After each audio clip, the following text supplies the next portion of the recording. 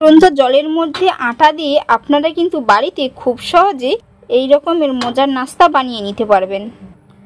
বাচ্চাদের টিফিন থেকে শুরু করে সকালের ব্রেকফাস্ট আপনারা খুব সহজেই বাড়িতে বানিয়ে নিতে পারবেন। আর আপনি যদি আমার চ্যানেলে নতুন বন্ধু হয়ে থাকেন, অবশ্যই চ্যানেলটিকে লাইক, শেয়ার ও সাবস্ক্রাইব করে নেওয়ার অনুরোধ রইল।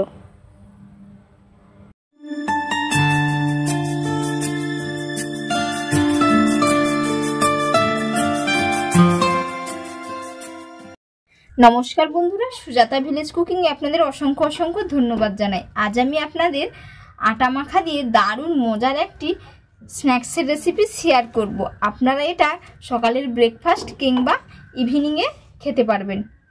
তো এর জন্য এখানে আমি আগে থেকে আটা মাখিয়ে রেখেছিলাম, রুটি বানিয়েছিলাম, তো কিছুটা বেঁচে গেছে, সেই আটা দিয়ে বানিয়ে দেখাবো। তো এটা আমি গোল গোল করে নিচ্ছি, ভালো করে দিয়ে রুটির মতো করে বেলে নেব। আমরা রুটিটা যেইভাবে পাতলা করে বেলি অতটা পাতলা হবে না, কিছুটা মোটা থাকবে, ঠিক একই রকমভাবে বেলে নেব।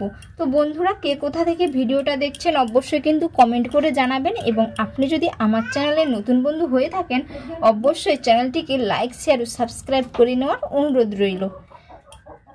গোল শেপ দিয়ে দিয়েছি, তো এবার এগুলো আমি রুটির মতো করে বেলে নেব। রুটিটা আমরা যেই রকম ভাবে একটু নরম করি, তো এটা কিছুটা শক্ত করে নিতে হবে। রুটির থেকে আঠা মাখানোটা একটু শক্ত করে নিতে হবে। তো এবার এটা আমি রুটির মতো করে বেলে নেব।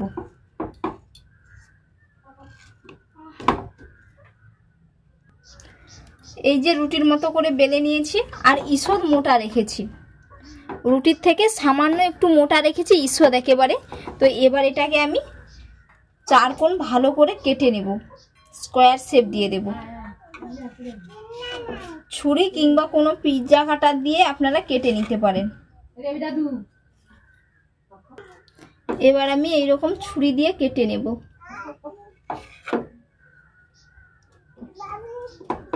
এরকম ভাবে স্কোয়ার শেপ দিয়ে দেব।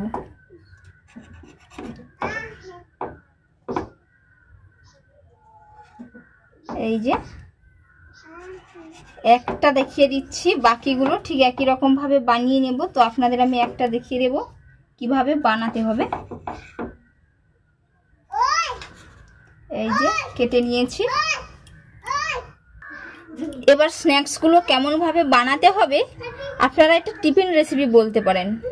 তো প্রথমে এই রকম ভাবে এই যে দেখুন বন্ধুরা, বানানো কিন্তু একেবারেই সহজ, কত সুন্দর দেখাচ্ছে বানানোর পরে। আবারও একটা আমি আপনাদের দেখিয়ে দিচ্ছি। প্রথমে এই দুটো কোণ একসাথে ফোল্ড করে নিতে হবে, আবার এই দুটো কোণ এইরকম ভাবে ফোল্ড করে নিতে হবে।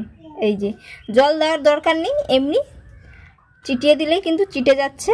এই যে কত সুন্দর হয়েছে। আবারও একটা দেখিয়ে দিচ্ছি, বানানো একেবারেই সহজ। এই যে দেখতেই পাচ্ছেন বন্ধুরা, কত সুন্দরভাবে বানিয়ে নিচ্ছি। টাইমও বেশি লাগবে না, 5 মিনিটের মধ্যেই আপনারা বানিয়ে নিতে পারবেন। আটা মাখানো থাকলেই 5 মিনিট টাইম লাগবে বানাতে। তো বাকিগুলো ঠিক একই রকম ভাবে বানিয়ে নেব। এই যে সমস্ত নাস্তাগুলো বানিয়ে নিয়েছি, এবার এগুলো আমি সেদ্ধ করে নেব। কড়াইয়ের মধ্যে আমি 3 বাটি জল দিয়েছি, জলটা খুব ভালো করে গরম হয়ে গেছে। এবার এর মধ্যে আমি 1 চামচ সাদা তেল দিয়ে দিচ্ছি, যাতে না নাস্তাগুলো একটার সাথে আরেকটা লেগে যায়। তো এবার আমি নাস্তাগুলো এর মধ্যে দিয়ে দেব।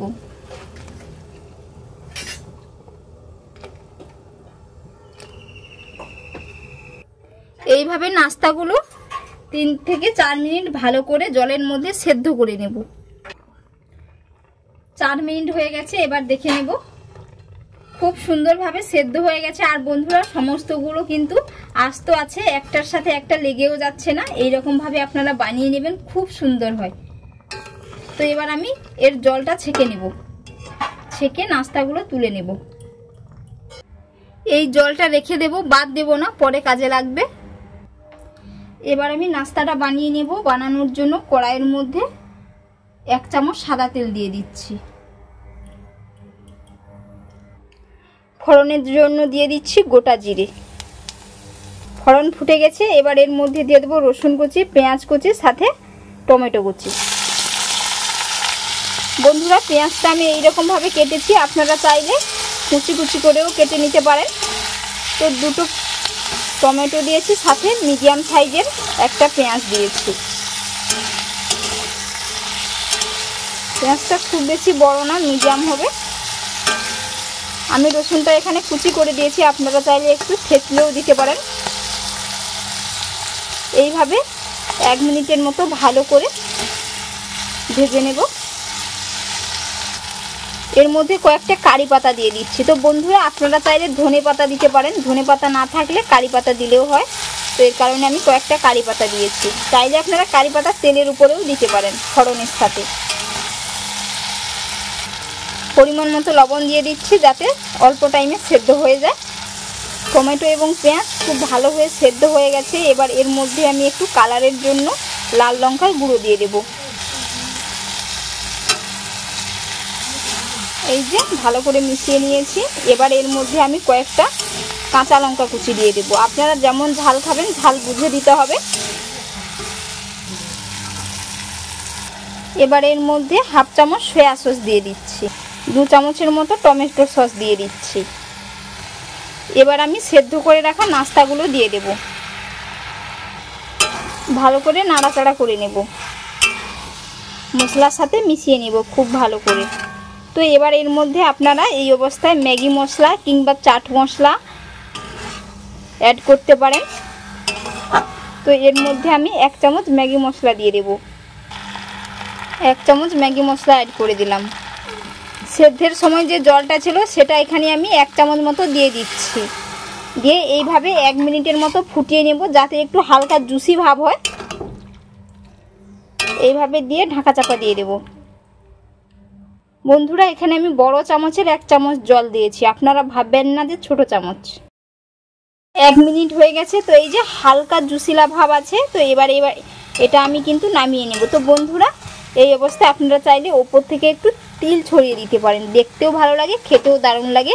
তো ওপর থেকে আমি একটু তিল ছিটিয়ে দিচ্ছি। বন্ধুরা আজকের রেসিপি আপনাদের কেমন লাগলো অবশ্যই কিন্তু আপনারা কমেন্ট করে জানাবেন, এবং বাড়িতে এইরকমভাবে একবার বানিয়ে খাবেন, খেতে পুরো অসম্ভব মজার হয়। আর এতক্ষণ পুরো ভিডিওটা দেখার জন্য আপনাদের অসংখ্য অসংখ্য ধন্যবাদ রইল। আপনাদের সাথে নেক্সট অন্য একটি ভিডিওতে দেখা হচ্ছে।